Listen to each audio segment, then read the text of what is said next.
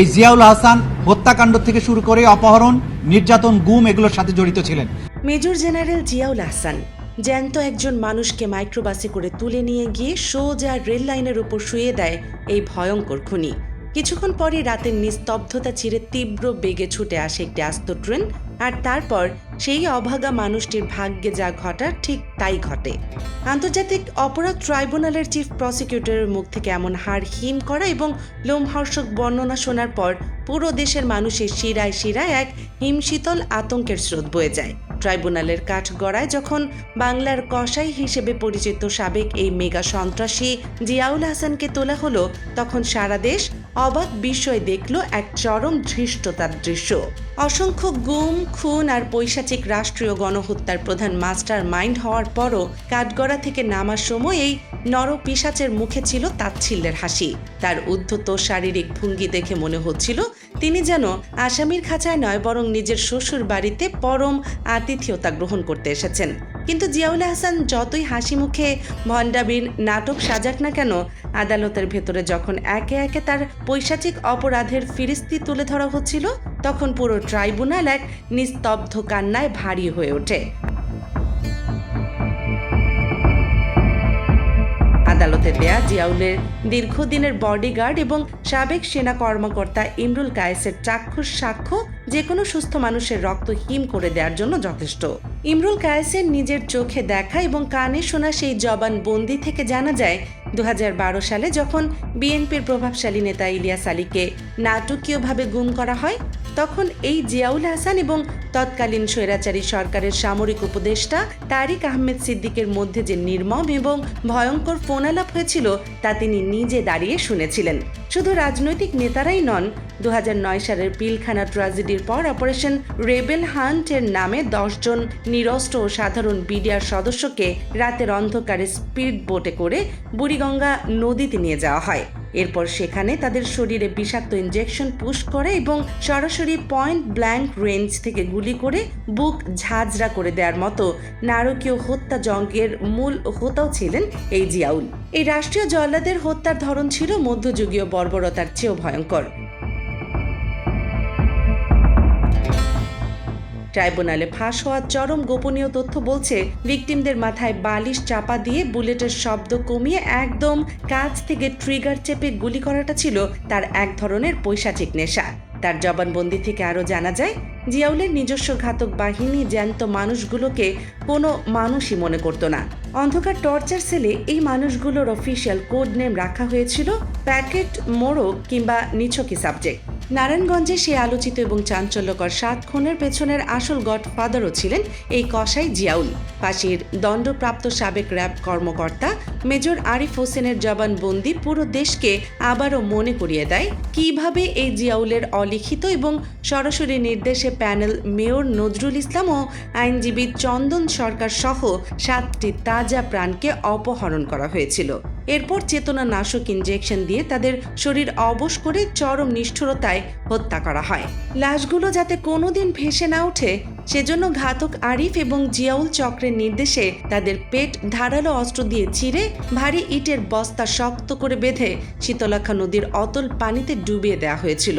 ট্রাইব্যুনালের মেঝেতে দাঁড়িয়ে ভাগ্যহত স্ত্রী মুন্নি আক্তার যখন তার স্বামী নজরুল ইসলামকে গুম ও খুনের সেই বুকফাটা আর্তনাদ করছিলেন, কিংবা 66 বছরের বৃদ্ধ হাবিবুর রহমান যখন স্বৈরাচারের হাত থেকে নিজের ভাগ্নের ক্ষত বিক্ষত লাশের বিচার চাইছিলেন, তখন আদালত কক্ষে উপস্থিত বাঘা বাঘা আইনজীবীদের চোখও জলে ভিজে যায়।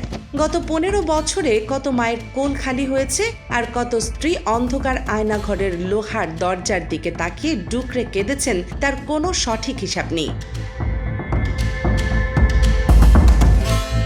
সাবেক চিফ প্রসিকিউটর তাজুল ইসলাম সেদিন একদম সত্য কথাই বলেছিলেন।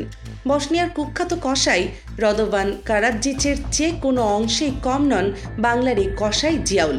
সাবেক সেনাপ্রধান জেনারেল অবসরপ্রাপ্ত ইকবাল করিম ভুইয়ার জবানবন্দি রেকর্ডের সময় তিনিও কাঠগড়ায় দাঁড়িয়ে জিয়াউল হাসানকে সরাসরি একজন সিরিয়াল কিলার আখ্যা দেন। তার এই জবানবন্দির পর বিশ্ব ইতিহাসের সবচেয়ে ভয়ঙ্কর খুনিদের মুখগুলো যেন চোখের সামনে ভেসে ওঠে। এই নরপিশাচের অপরাধ কোনো সাধারণ অপরাধীর মতো ছিল না। সে ছিল রাষ্ট্রীয় ক্ষমতার সর্বোচ্চ পদে বসে প্রাতিষ্ঠানিক জল্লাদখানা চালানো এক আধুনিক ফ্রান্কেনস্টাইন। ইতিহাসের পাতা উল্টালে দেখা যায় হিটলারের নাৎসি বাহিনীর গোপন পুলিশ বা গেস্টাপো প্রধান হেনরিচ হিমলার যেভাবে কনসেন্ট্রেশন ক্যাম্পের গ্যাস চেম্বারে নীল নকশা বাস্তবায়ন করত, এই জিয়াউল আহসানও ঠিক একইভাবে এনটিএমসি ব্যবহার করে দেশের কোটি কোটি মানুষের ফোনালাপ ট্র্যাক করত, গুমের তালিকা বানাতো এবং গোপন বন্দিশালায় নিয়ে পৈশাচিক নির্যাতন চালাতো। দর্শক, একবার ভেবে দেখুন এই এনটিএমসি বা ন্যাশনাল টেলিকমিউনিকেশন মনিটরিং সেন্টারের ক্ষমতা কতটা ভয়াবহ ছিল।